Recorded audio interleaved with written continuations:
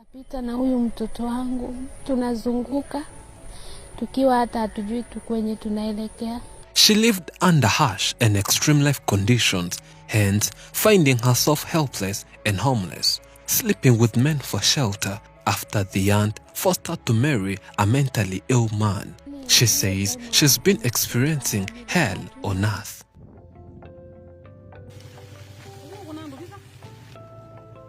We are in Kenya, and we take a long journey that took hours and hours.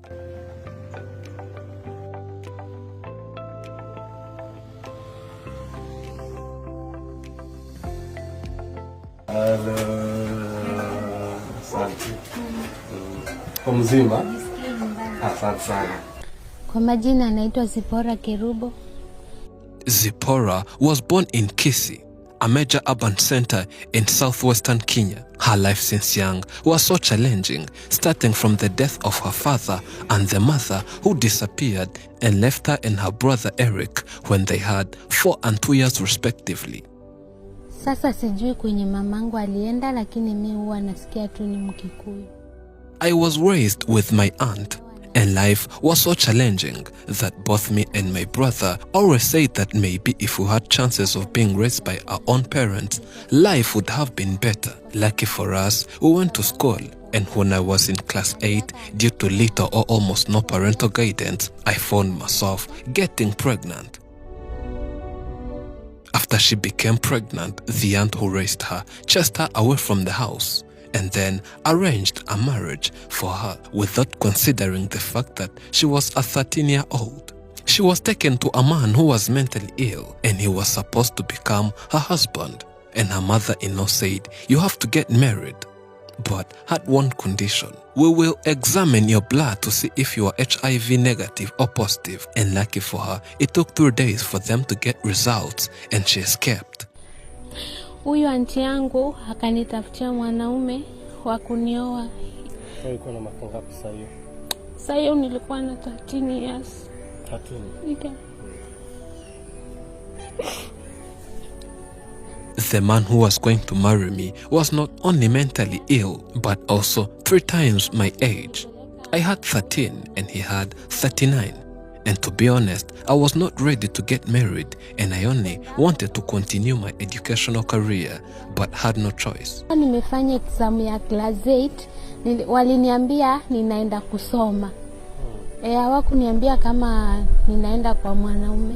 Nikakaa hapo siku 3. As we were on our way going to see results, I told the man that I can't get married and made it clear that I will not go back to his house. He wanted to take me home by force, but I shouted, and nearby people came beating him, and he ran away. Those people contributed and gave me transport, hence going back to my aunt, but the aunt quickly chased me away and warned me not to ever return to her house. Penye nilirudi kwa huyu anti yangu, walinifukuza. There is no one, not even a single soul, that wanted to see her, and she was left with no other choices apart from being homeless, wandering on streets, and sleeping with a number of men, all for the sake of getting shelter. Hakuna mtu alikuwa anataka kuniona. I spent almost a year when I was homeless, and whenever I met a man who was willing to give me shelter, I would go with them. As I said, I had got pregnant and later produced my firstborn, and I would always go with my baby wherever I went. I always wished a man would be interested and come to me. Some days it happened, and men would take me to their homes, sleep with me, and in the morning I would say, "I'm going home," thinking they will have mercy and tell me to stay. But none of them ever asked me to stay. She never had a good life. Imagine living a life where you have nowhere to stay, always wandering on streets with your baby, looking for a good Samaritan to give you shelter. She kept living such a life and ended up sleeping with a lot of men, and that she cannot even remember how many they are, all in exchange for shelter.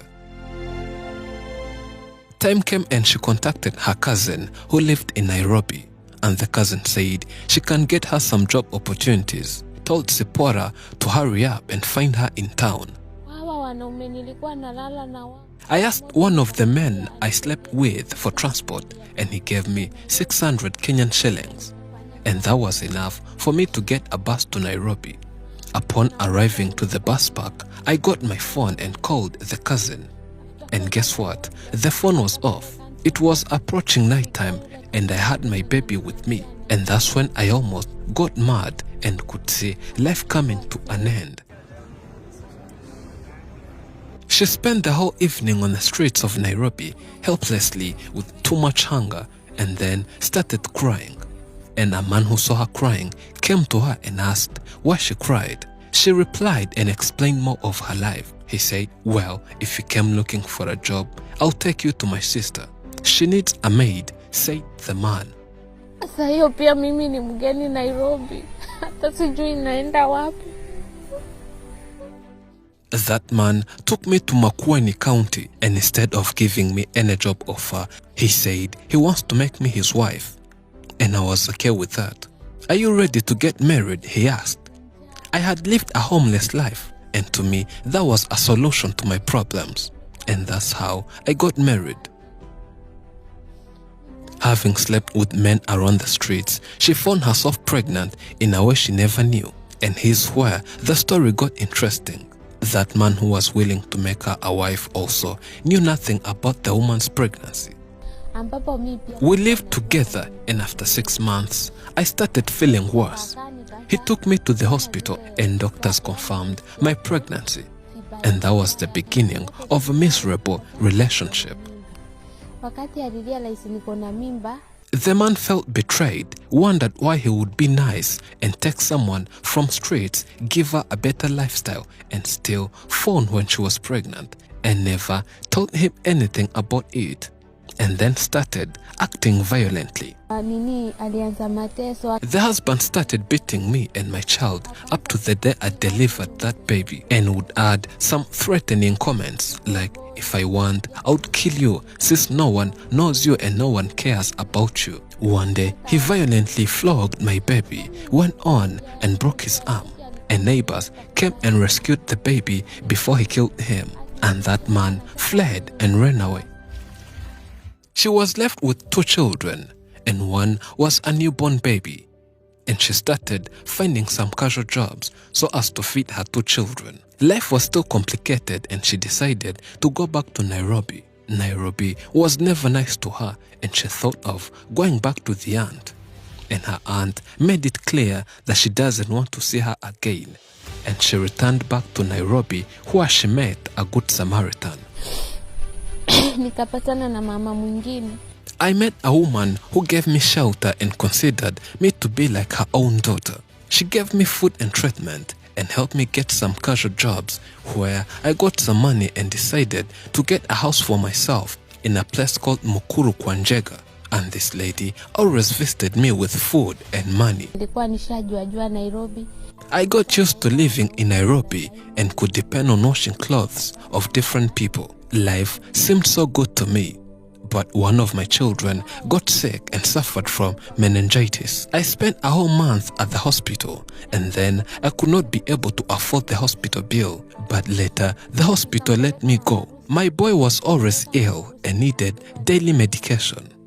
But later, the worst of all happened. He died. That was one of the most heartbreaking situations she ever had, and probably the worst day ever. But God strengthened her and she kept fighting for her life.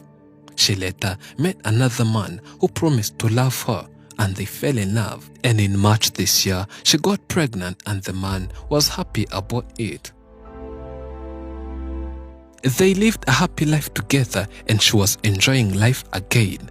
But as that maybe she wasn't meant to live a good life. The man mysteriously changed in no time. And one day, when she had gone to the market, the man decided to pack everything and go without telling anyone. I tried contacting him, but the phone was off. Then called his mother, who also said she does not know her son's whereabouts, and added I should get used to living a single life, which was shocking and at the same time discouraging. Life has been difficult even up to now, and she's been struggling to survive with her kid and the one to come in a few days. That's why she's here requesting for support so as to get capital and establish her own business. Pia naweza toa pesa nikalelea watu. You can contribute on the Giving Lives link found in description and pinned in top comments.